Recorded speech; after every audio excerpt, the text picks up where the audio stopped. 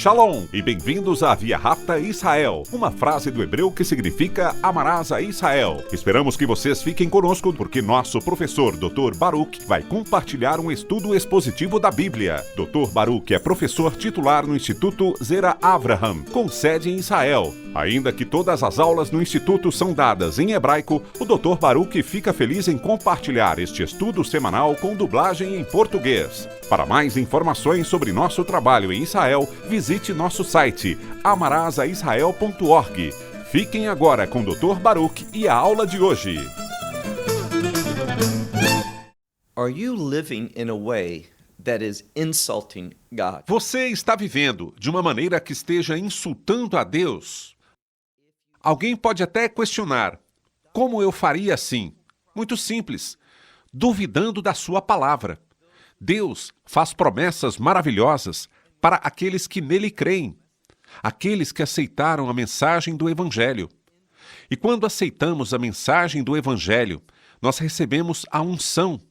O Espírito Santo faz morada em nós. E por meio do Espírito Santo, grandes coisas podem acontecer em nossa vida. Deus faz promessas maravilhosas que Ele vai cumprir.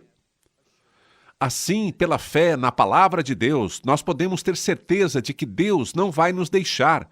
Ele não vai nos rejeitar, porque sua nova aliança é uma aliança eterna. Vou repetir, nós podemos ter confiança na palavra de Deus. Nós não devemos duvidar. Agora, pegue sua Bíblia e olhe comigo no livro de Romanos, capítulo 8. Livro de Romanos, capítulo 8. Vamos começar com o versículo 15. Quando nós terminamos nosso estudo na semana passada, Paulo estava falando sobre estarmos mortos na carne, mas vivos no Espírito. E quando o Espírito testifica, essa é a garantia de nossa salvação. Esse Espírito, o Espírito Santo, ele nunca nos deixará nem nos abandonará. Essa é a garantia que Paulo diz sobre nossa salvação, pois pertencemos a Deus. Então, preste atenção neste versículo. Romanos capítulo 8, versículo 15, onde ele diz: pois vocês não receberam um espírito que os escravize para novamente temerem. Dessa forma, nós não precisamos temer. Nós recebemos um espírito de segurança, um espírito que nos diz que, como veremos daqui a pouco, que somos filhos de Deus. Como nos tornamos filhos de Deus? Deus nos adotou. Quando alguém recebe a mensagem do Evangelho, essa pessoa passa a ser adotada por Deus em sua família eterna. Observe o que ele diz sobre essa garantia que podemos ter. Vamos repetir o versículo 15. Vocês não receberam um espírito de escravidão para novamente temerem, mas vocês receberam um espírito de adoção. E esse espírito de adoção, observe o que diz, por meio do qual clamamos. Pelo Espírito de Deus, somos levados a clamar algo. E é o que é? A Escritura diz: Abba, o Pai. Vamos agora entender melhor este versículo. Muitas vezes eu ouço pessoas que vêm até mim e dizem: você conhece a palavra Abba? Eu conheço essa palavra em hebraico. Antes de mais nada, literalmente, a palavra Abba não é hebraico, é aramaico. E o que ela significa? Muitas vezes as pessoas dizem que ela significa papai, que é um termo designado para o pai, mas é mais íntimo. Isso é falso. O que entendemos aqui é que a palavra hebraica para pai é Av. Se quisermos dizer o pai, nós dizemos Ha-Av. Mas em aramaico, o artigo definido, a palavra o, não está no início da palavra, mas sim no final da palavra. E não é a letra hebraica Rei, mas sim é a letra aramaica Aleph. Portanto, se você quiser dizer Ha-Av, o pai, em aramaico, é Abba. E é isso que temos aqui. Mas não acredite na minha palavra. Acredite no apóstolo Paulo. Ele fala sobre como o Espírito de Deus nos faz gritar. O que clamamos? Abba. Depois, ele nos diz o que essa palavra significa. O Pai. Então, se você olhar para o idioma original aqui, está escrito o Pai. Não está escrito papai. Nem está escrito nenhuma coisa parecida. é um termo, escute bem, é um termo de respeito, que reconhece Deus como o Pai, que o honra, que o respeita. Então, essa teologia do tipo papai, sobre a qual as pessoas falam, é um insulto a Deus, é antibíblico. É claro que nós devemos sempre demonstrar o devido respeito a Deus, nosso Pai Celestial. Agora, vamos passar para o versículo 16, onde ele diz: o próprio Espírito. E estamos falando sobre o Espírito Santo, o Espírito de Deus que nos adotou em sua família eterna. Nós lemos: o próprio Espírito testifica junto ao nosso Espírito que somos. Preste atenção, que nós somos os filhos de Deus. Quem testifica? Em primeiro lugar, é o Espírito de Deus. O próprio Espírito Santo que testifica, que proclama. Agora, deixe-me te perguntar uma coisa. Você acha que Deus mente? Você acha que ele diz algo que não vai ser verdade, que vai mudar? Ele não faz isso. Nós podemos confiar nele, podemos acreditar nele, e eu repito, nós não podemos duvidar. Ao contrário, temos que aceitar as palavras, e eu repito, temos que aceitar as palavras maravilhosas de Deus e recebê-las com confiança e segurança. O Espírito de Deus testifica. Se você é um crente, então o Espírito de Deus vai te dizer: você é um filho de Deus. E por dentro, você vai saber que isso é verdade. Então pergunte-se: você se tornou um filho de Deus vivo pela fé, aceitando a mensagem do Evangelho? Se você for um crente, então você não precisa nunca duvidar que você foi adotado pela eternidade na família de Deus. E haverá uma mudança maravilhosa. É porque aqui que esta passagem está indo, uma mudança maravilhosa para nós. Versículo 17 agora. Em algumas Bíblias está escrito: mas se somos filhos. Mas eu prefiro a tradução dessa palavra com já que, pois é uma palavra de afirmação. Assim nós lemos: já que somos filhos. O que mais? Também somos o quê? Somos herdeiros. Herdeiros de Deus e também co-herdeiros do Messias, se de fato sofremos juntos. Ou seja, se sofremos junto com ele, para que também nós sejamos glorificados. Ou seja, glorificados junto com ele. Aqui nós percebemos que temos um teste decisivo para um filho de Deus. Um filho de Deus está unido em fé com o Filho de Deus, Yeshua. E da mesma forma que ele, por obediência ao plano de seu pai, ele estava disposto a sofrer, porque ele sabia o que esse sofrimento traria para toda a eternidade. Da mesma forma, quando nós servimos ao Deus vivo, quando nós seguimos a direção do Espírito Santo, às vezes nós iremos sofrer, mas não sofremos sozinhos. Essa é a beleza desta passagem. Nós não sofremos sozinhos, mas sofremos juntos com ele. Estamos dispostos a suportar perseguições, as coisas acontecem. E acredite em mim, as coisas vão ficar ainda piores para os crentes neste mundo. Nós seremos zombados, nós seremos marginalizados, nós seremos derrubados, primeiro em palavras. Depois haverá um sofrimento verdadeiro, porque nós pertencemos ao Deus do reino. Nós temos uma esperança de reino, que é onde nós pertencemos. Portanto, nós vamos sofrer com ele e por ele. E o que Paulo diz no final do versículo? Que nós também seremos glorificados juntos, o que implica que será com ele. E veremos que a ênfase desta passagem se volta para essa glória, pois existe uma mudança, e ele vai desenvolver mais sobre este tema. Olhe agora para o versículo 18, uma passagem que a maioria dos crentes conhece, a promessa maravilhosa de Deus. Paulo está aqui ensinando, pois eu não considero, ele diz, eu não considero que se possa comparar os sofrimentos deste tempo presente. Com o quê? Ele diz, não vale a pena, não é nem comparável colocar lado a lado o futuro. Ele então diz, antes de tudo, os sofrimentos deste tempo presente com a glória vindoura, que será revelada para nós. a nós, em nós, mas para nós. De novo, o que nós temos? Nós temos promessas. Várias vezes Paulo está nos encorajando dizendo que Deus tem promessas maravilhosas para nós. Que seremos glorificados. Sim, agora, neste tempo presente, nós sofremos. Mas ele diz que nem se compara. Não vale a pena nem pensar. Mesmo o sofrimento que alguém passa agora, neste momento, com o que está por vir, que será a glorificação maravilhosa de quem?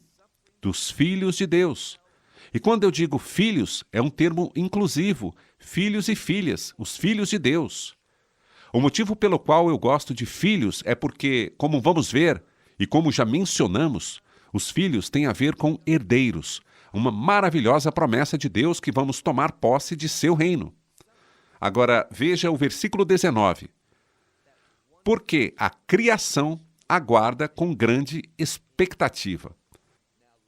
A redenção de Deus por meio de seu Filho Messias, Yeshua, sim. Nós vamos ver que esta redenção afeta esse restante da humanidade, os crentes. Mas essa obra de redenção também vai trazer uma transformação da criação de Deus. O que quero dizer com isso? Este mundo vai mudar. Este mundo será transformado e será conhecido como o reino de Deus. É sobre isso que ele está falando. Olhe novamente em nosso texto o que ele diz no versículo 19. Porque a criação aguarda com grande expectativa. O que a criação está esperando? Ele nos diz aqui, a revelação dos filhos de Deus. É isso que a criação está esperando. Ela tem essa grande expectativa, e porque ela espera, porque ela tem essa esperança, ela também está esperando que isso se torne realidade.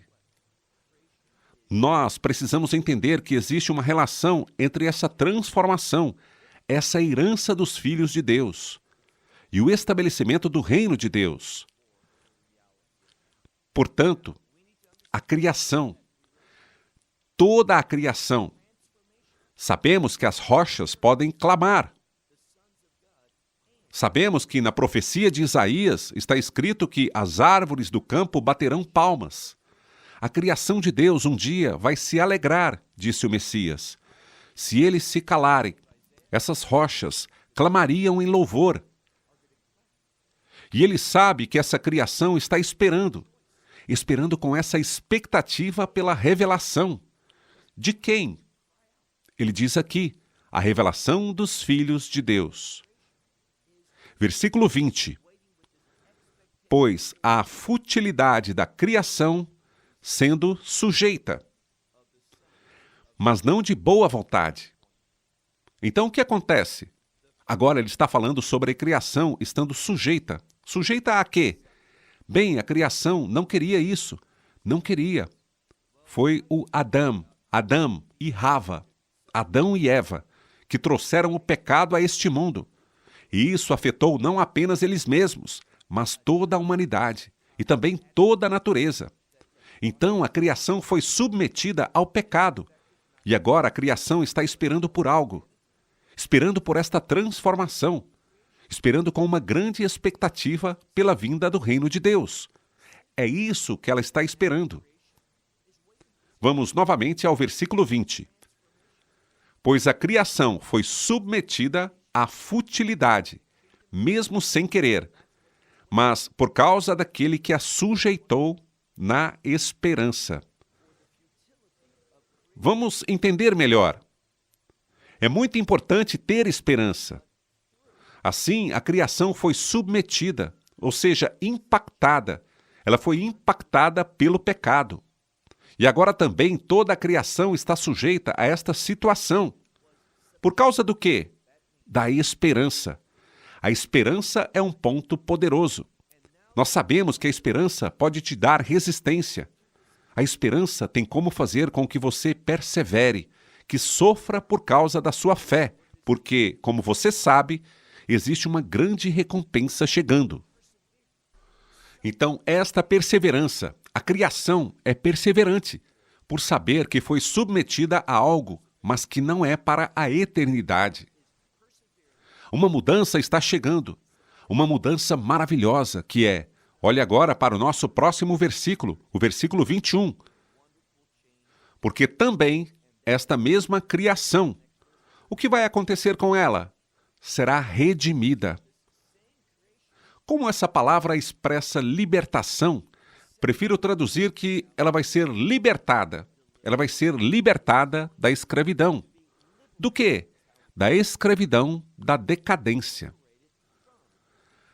A palavra decadência está relacionada às consequências do pecado. Quando o pecado está presente, ele traz consigo a decadência. É por isso que Deus diz, quando eles comeram aquela fruta no jardim do Éden, que eles começaram um processo de morte. Eles começaram a envelhecer. Eles começaram um processo de morte, de extinção. E nós estamos fazendo isso também. Mas por dentro estamos sendo renovados. Por quem? Pelo Espírito de Deus. Por isso, este corpo vai acabar, sem problemas. Por quê? Porque esta redenção de nosso próprio ser também vai impactar nossos corpos. O que veremos daqui a pouquinho. Olhe agora para o final do versículo 21, onde está escrito: esta mesma criação será libertada da escravidão da decadência. Com qual propósito?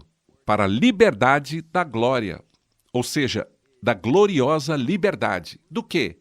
Dos filhos de Deus. Ou seja, está se falando sobre a família de Deus. Sobre o que mesmo ele está falando aqui? Desta liberdade gloriosa que acontecerá entre os filhos de Deus. E quem são os filhos de Deus? Os que acreditam no Messias Yeshua. Essa mudança está chegando. E saiba que é uma mudança de reino. Espere por isso. Esteja esperando. Seja encorajado por ela. Não duvide, ela vai vir. Por isso, olhe agora para o versículo 22. Pois sabemos que toda a criação, esta é a sua condição atual, toda a criação agora, o que ela faz? Está gemendo. Por quê? Porque causa das consequências do pecado neste mundo, ao nosso redor. Da mesma forma como diz que nós sofremos neste mundo, a criação também está gemendo. A criação também vê as consequências do pecado vindo sobre ela. Portanto, o que acontece? Veja novamente o versículo 22. Pois sabemos que toda a criação geme e está com dores de parto. Ela geme junto e está em trabalho de parto junto, até agora, nesse exato momento. Mas ele diz uma coisa: prepare-se, uma mudança está chegando. Uma mudança maravilhosa, magnífica, uma mudança de reino. Ele diz no versículo 23, e não só isso, ou seja, isso não é a eternidade para a criação. Uma mudança está chegando. Então ele diz, mas não só isso, mas também aqueles, e espero que seja você e eu, aqueles que têm os primeiros frutos do Espírito. Agora, prestem atenção ao termo os primeiros frutos do Espírito. Isso significa que o Espírito de Deus está trabalhando. Nós recebemos o Espírito de Deus, o Espírito Santo, o Espírito do Messias Yeshua Jesus Cristo, e ele está operando em nossa vida, os primeiros frutos. Mas está chegando um outro derramamento desse mesmo Espírito Santo na vida dos crentes. E no que isso vai dar? Será essa promessa maravilhosa e não vai demorar para que nós a vejamos. Agora, olhe no texto novamente, ele diz, mas não só, ou seja, não apenas isso. Isso não é a soma total de onde estamos, mas também aqueles, você e eu, crentes, os que têm os primeiros frutos do Espírito, também nós, interiormente, atualmente, nós gememos. E o que estamos gemendo? Porque estamos esperando. Nós temos essa mesma expectativa. Do quê? A adoção. Que adoção? Eu pensei que nós já éramos todos adotados. Sim, nós somos adotados. Mas observe o que diz aqui. Nós fomos adotados, mas estamos esperando o que vem com essa adoção. E o que vem? Olhe agora no final do versículo 23, onde está escrito a redenção de nossos corpos. E o que isso significa?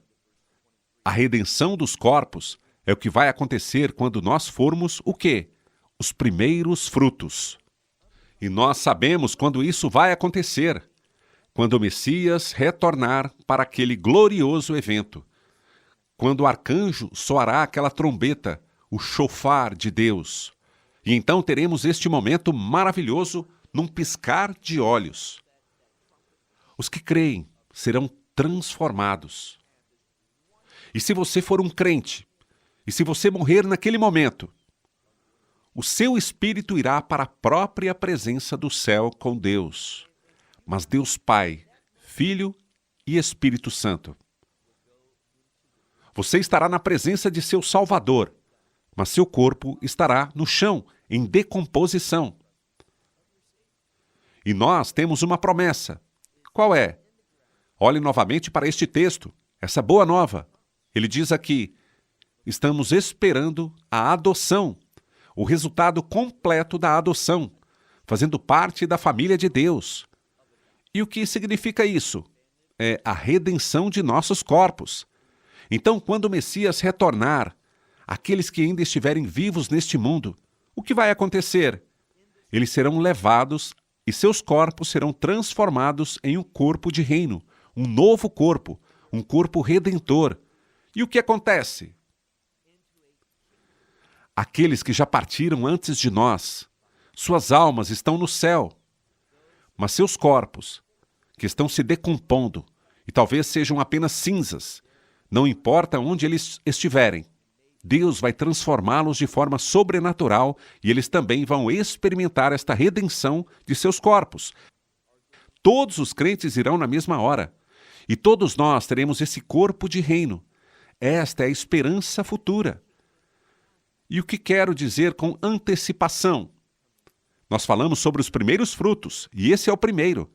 E estão vindo outros maiores. Não apenas vamos receber um novo corpo, mas toda a criação está entrando em uma nova realidade. E o que é essa nova realidade? O reino de Deus. Agora vamos ver os versículos 24 e 25. A ênfase desses dois últimos versículos que queremos é o conceito de esperança. E esperança não se origina em sua mente ou na minha. A esperança se origina na palavra de Deus. Vamos ser mais específicos, nas promessas de Deus que encontramos em sua palavra. Agora lembre-se, eu comecei este breve estudo dizendo, não viva de maneira ofensiva a Deus, não duvide de suas promessas. Ao invés, acredite totalmente nelas. Em outras palavras, tenha esperança. Observe o que ele diz sobre a esperança aqui no versículo 24. Pois fomos salvos para a esperança. Em algumas Bíblias está escrito em esperança, mas é melhor dizer para ou por esperança fomos salvos. Significando que Deus nos salvou para que tivéssemos essa esperança. Por quê? Quando estamos vivendo nessa esperança, nessa expectativa, essas palavras aparecem várias vezes aqui nesta sessão. Quando temos essa expectativa de que Deus vai cumprir suas promessas, quando tivermos esse tipo de esperança, isso vai afetar como vivemos. A esperança mudará a forma como pensamos e mudará a nossa visão das coisas. A esperança vai nos dar a capacidade de aguentar, de perseverar, de prosseguir, porque nós sabemos. Lembra do que falamos no versículo 18? Não vale a pena comparar este sofrimento atual com a glória que será revelada em nós e para nós como filhos de Deus. Vamos obter um corpo de reino, um corpo que não se desgasta, um corpo que não está sujeito a doenças e enfermidades ou lesões, um corpo de perfeição. E tudo mais que suportarmos aqui vai parecer tão trivial com relação às coisas maravilhosas que Deus tem para nós em seu reino. Por isso, nós precisamos perseverar com esperança. Observe o que ele diz novamente no versículo 24. Pois para a esperança fomos salvos, mas a esperança que se vê não é esperança. Se já tivéssemos visto e conhecido totalmente essas coisas, e se as experimentássemos, nós não teríamos esperança. Por causa disso, ele diz que a esperança que se vê não é esperança. Nós não as vemos, mas ouvimos. E por que isso é importante? Porque a Escritura diz, a fé vem pelo ouvir. Nós ouvimos as promessas de Deus e acreditamos. Isso é fé. Nós acreditamos na palavra dele. Nós não duvidamos. E o que acontece depois? Bem, olhe agora para a próxima passagem onde está escrito: porque qualquer pessoa que espera, o que diz no versículo 24? Está escrito, mas a esperança que se vê não é esperança, porque alguém espera por aquilo que ela vê. Se ela vê, ela não vai precisar ter nada a esperar. Por quê? Porque ele sabe, ele já tem a esperança. Portanto, ele diz agora no versículo 25, mas como nós não vemos, essa é a nossa condição atual. Nós não vemos essas coisas. Nós as ouvimos, nós lemos sobre elas, nós acreditamos nelas, mas ainda assim nós as vemos. Nós não as possuímos. Por isso ele diz, mas já que nós não as vemos, o que fazemos? Nós esperamos. Aqui está a questão. Quando nós temos essa esperança, ela nos leva a fazer o quê? Com perseverança, com paciência, com tolerância. O que fazemos? Nós esperamos. Temos uma expectativa ansiosa e certa, que Deus cumpre sua palavra. Então, sobre a esperança, o que ele está dizendo é que a esperança é uma coisa poderosa. Quando vivemos numa expectativa de esperança, quando acreditamos totalmente no que Deus disse, não duvidando disso, nós vamos perseverar, nós vamos aguentar, nós vamos saber para onde estamos indo e o que vamos receber não é digno de ser comparado com as coisas deste mundo, com a perseguição, as dificuldades, o sofrimento. Todas essas coisas são pequenas em comparação. Por isso, não desanime, não duvide, mas acredite nessa esperança maravilhosa que tem suas raízes nas promessas de Deus. Vou fechando por aqui. Shalom, desde Israel. Shalom from Israel. Esperamos que você tenha desfrutado da aula de hoje e que possa compartilhá-la com outros. Te convidamos a participar e nos acompanhar a cada semana, a esta hora e por este canal, em mais um episódio de Amarás a Israel. Para mais informações em português, visite amarasaisrael.org, onde encontrará muitos outros estudos realizados pelo Dr. Baruch. Até a próxima semana. Que Deus, nosso Messias e Yeshua, nosso Senhor Jesus Cristo, te abençoe durante a sua caminhada com Ele. Shalom, desde Israel.